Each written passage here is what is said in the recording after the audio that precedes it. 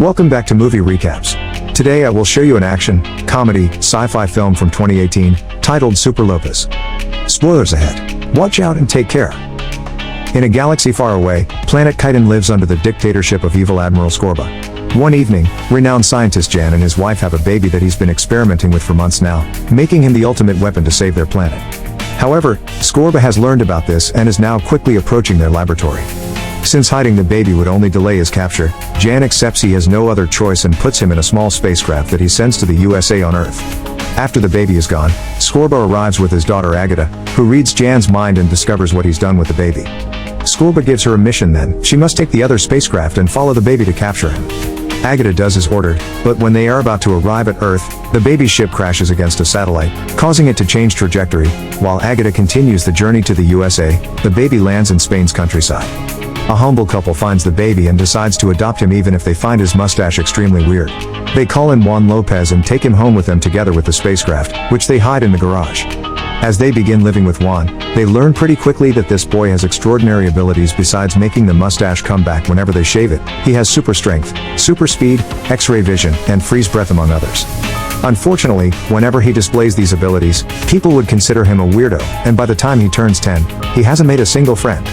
His parents tell him he would have been appreciated and respected in other countries, but in Spain, to fit in he needs to be mediocre and play pretend. 20 years pass after his 10th birthday, and Juan is now living alone in the big city and keeps his powers hidden. One morning, his best friend and supervisor Jamie Gonzalez Liedenbrock wakes him up through the phone, demanding to know why he isn't at work yet. Juan pretends he is already at the office and uses his super speed to wash, change and run to the office, appearing at his desk before Jamie can catch on to his lie. Gossiping as a friend, Jamie tells Juan that he's hired a new employee that he felt he had some sparks with during the 8 interviews he called her for, since he mistakenly believes interviews can equal dates. When he mentions he wants to throw her a welcome party, which this office never does for new employees, Juan refuses to participate and leaves his desk to have breakfast. When someone rings the bell, he uses his X-ray vision to discover the new employee is Luisa Lanas, an old friend of Juan from university. He opens the door for her, happy to learn she still remembers him, and ends up inviting her to the little welcome party he suddenly has changed his mind about. After working hours are over, they throw the little party, which ends up being just Juan, Luisa, Jamie, and 2 janitors that Jamie is making stay by force. When Luisa excuses herself to go to the bathroom, Juan uses his super hearing to listen to the conversation she's having on the phone with a friend, mentioning how she's creeped out by the way Jamie keeps coming onto her, but she's glad Juan is there as well. This inspires Juan not to leave the party when Jamie asks him to with the intention of being alone with her, but when Juan takes a moment to go to the kitchen and use his freeze breath on the tap water to make ice for their drinks, Luisa leaves. Not giving up yet, Juan uses his super speed and finds Luisa at the subway station, where they agree to get pizza together. At the restaurant, they're having a nice chat when a group of obnoxious teenagers arrives and start making lots of noise while playing pool. Luisa confronts them and Event hits Juan with her purse when they insult her, but the teenagers only laugh at them and even make Juan fall by playing an old trick where one of them would crawl behind him without him noticing and the other pushes him over with just a finger. This frustrates Juan, but he does nothing about it to protect his identity. Moments later, while waiting for the subway to go home, he thinks about what his father has taught him and wonders if it truly is worth staying hidden when suddenly, the subway train passes by completely out of control. After seeing a sign with an ad for Chit that says today is the perfect day to take that first step, Juan jumps on the tracks and uses his super speed to arrive at the next station before the train does. However, when he tries to stop it, his strength proves not to be enough and the train just drags him away with it. Juan uses his super speed again to reach the final station and creates a barrier with the emergency fire hose, which manages to push the train back when it arrives and prevents a crash from happening. After the danger is over, everyone in the station stares at Juan, who steals a cap from a random passenger to cover his face as he runs out of there.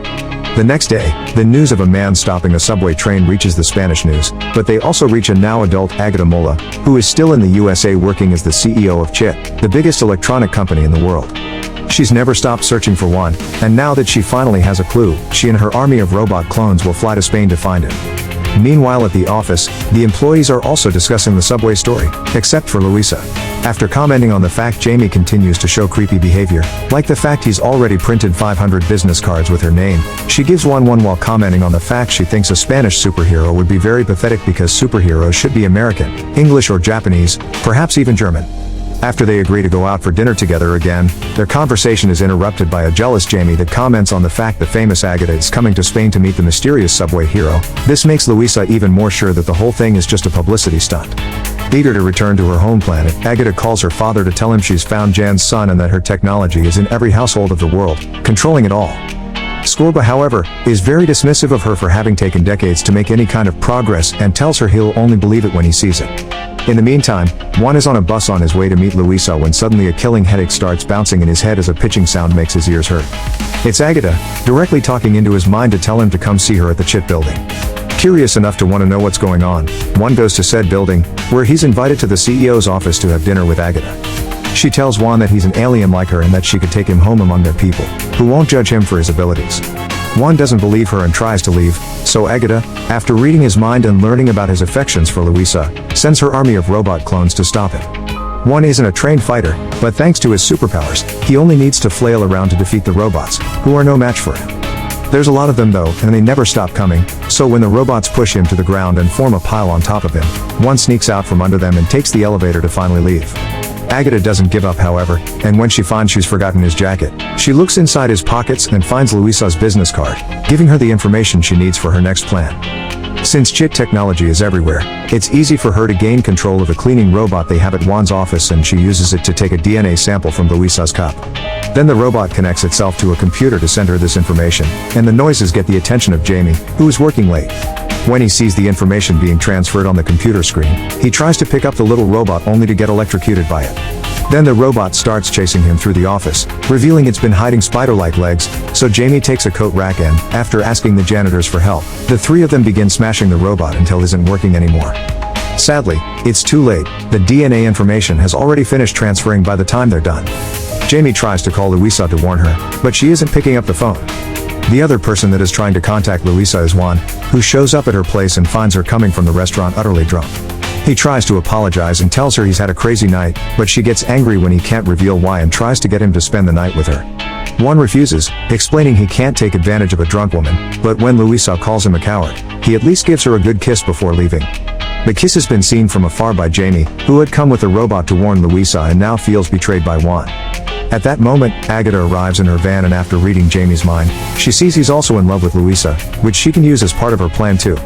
Seeing as this woman is both Juan's and Jamie's weakness, she's made a robot clone of her, and she promises Jamie he can have the real one if he accepts to help her. The following day, Juan arrives at his parents' house and demands to know the truth.